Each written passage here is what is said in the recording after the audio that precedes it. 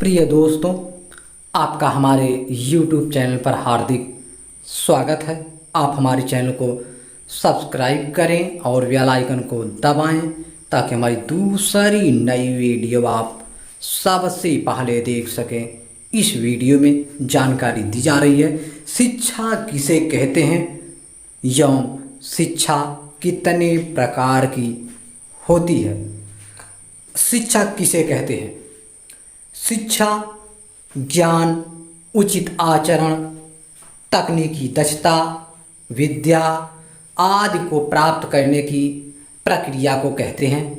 शिक्षा में ज्ञान, उचित आचरण और तकनीकी दक्षता, शिक्षण और विद्या प्राप्ति आदि समाविष्ट है। इस प्रकार कौशलों, व्यापारों या व्यवसायों एवं मानसिक, नैतिक, यौन, सौंदर्य विषय के उत्कर्ष पर केंद्रित है। शिक्षा समाज एक पीढ़ी द्वारा अपने से निचली पीढ़ी को अपने ज्ञान के हस्तांतरण का प्रयास है। इस विचार से शिक्षा एक संस्था के रूप में काम करती है जो व्यक्ति विशेष को समाज से जोड़ने में महत्वपूर्ण भूमिका निभाती है तथा समाज की संस्कृति की निरंतरता को बनाए रखती है। बच्चा शिक्षा द्वारा समाज के आधारभूत नियमों, व्यवस्थाओं, समाज के प्रतिमानों एवं मूल्यों को सीखता है। बच्चा समाज से तभी जुड़ पाता है। शिक्षा पर विद्वानों के विचार, समाजशास्त्रियों, मनोवैज्ञानिकों व नीतिकारों ने शिक्षा के संबंध में अपने विचार दिए हैं। शिक्षा के अर्थ को समझने में ये विचार भी हमारी सहायता करते हैं। कुछ शिक्षा संबंधी मुख्य विचार जो इस प्रकार हैं। डॉक्टर भीमराव अम्बेडकर ने कहा है शिक्षा के संबंध में, शिक्षा से मेरा तात्पर्य बालक और मनुष्य के शरीर, मन तथा आत्मा के सर्वांगीण एवं सर्वोत्कृष्ट विकास से है।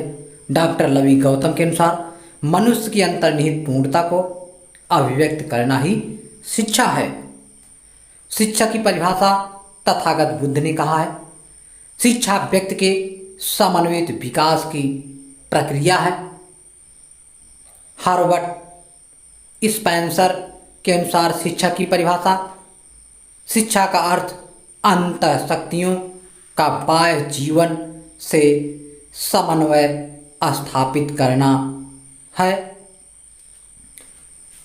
पेस्टालॉजी के अनुसार शिक्षा की परिभाषा, शिक्षा मानव की संपूर्ण शक्तियों का प्राकृतिक, प्रगतिशील और सामंजस्यपूर्ण विकास है। सभी के लिए शिक्षा पर विश्वव्यापी घोषणा 1990 के अनुसार शिक्षा बच्चे की बुनियादी आवश्यकताओं की पूर्ति का साधन है। अब हम आपको बता रहे हैं शिक्षा के प्रकार। शिक्षा कितने प्रकार की होती है? व्यवस्था की दृष्टि से देखें तो शिक्षा के 3 रूप होते हैं, यानी 3 प्रकार होते हैं। पहला औपचारिक शिक्षा, दूसरा निरौपचारिक शिक्षा और तीसरा अनौपचारिक शिक्षा। अब हम आपको इनकी अलग अलग जानकारी दे रहे हैं। पहला है औपचारिक शिक्षा। वह शिक्षा जो विद्यालयों, महाविद्यालयों और विश्वविद्यालयों में चलती है, औपचारिक शिक्षा कही जाती है। इस शिक्षा के उद्देश्य, पाठ चर्चा और शिक्षण विधियां सभी निश्चित होते हैं।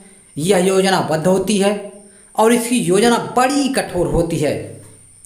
इसमें सीखने वालों को विद्यालय, महाविद्यालय अथवा विश्वविद्यालय की समय सारणी के अनुसार कार्य करना होता है। इसमें परीक्षा लेने और प्रमाण पत्र प्रदान करने की व्यवस्था होती है। इस शिक्षा की सबसे बड़ी विशेषता यह है कि यह व्यक्ति, समाज और राष्ट्र की आवश्यकताओं की पूर्ति करती है। अब हम आपको निरौपचारिक शिक्षा के बारे में बता रहे हैं। वह शिक्षा जो औपचारिक शिक्षा की भांति विद्यालय, महाविद्यालय और विश्वविद्यालयों की सीमा में नहीं बांधी जाती है, परंतु औपचारिक शिक्षा की तरह इसके उद्देश्य व पाठचर्या निश्चित होती है। फर्क केवल उसकी योजना में होता है जो बहुत लचीली होती है। इसका मुख्य उद्देश्य सामान्य शिक्षा का प्रसार और शिक्षा की व्यवस्था करना होता है। इसकी पाठचर्या सीखने वालों की आवश्यकताओं को ध्यान में रखकर निश्चित की गई है। शिक्षण विधियों व सीखने के स्थानों व समय आज सीखने वालों की सुविधानुसार निश्चित होता है। प्रौढ़ शिक्षा, सतत शिक्षा, खुली शिक्षा और दूरस्थ शिक्षा, ये सब निरौपचारिक शिक्षा के ही विभिन्न रूप हैं। अनौपचारिक शिक्षा वह शिक्षा जिसकी कोई योजना नहीं बनाई जाती है, जिसके न उद्देश्य निश्चित होते हैं, न पाठचर्या और न शिक्षण विधियाँ, और जो आकस्मिक रूप से सदैव चलती रहती है, उसे अनौपचारिक शिक्षा कहते हैं। यह शिक्षा मनुष्य के जीवन भर चलती है और इसका उस पर सबसे अधिक प्रभाव होता है। मनुष्य जीवन के प्रत्येक क्षण में इस शिक्षा को लेता रहता है। प्रत्येक क्षण वह अपने संपर्क में आए व्यक्तियों व वातावरण से सीखता रहता है। बच्चे की प्रथम शिक्षा अनौपचारिक वातावरण के घर में रहकर ही पूरी होती है। इस वीडियो में इतना ही। इसी के साथ हमारी यह वीडियो समाप्त होती है। अगर हमारी यह वीडियो आपको अच्छी लगी हो तो लाइक शेयर ज़रूर करें।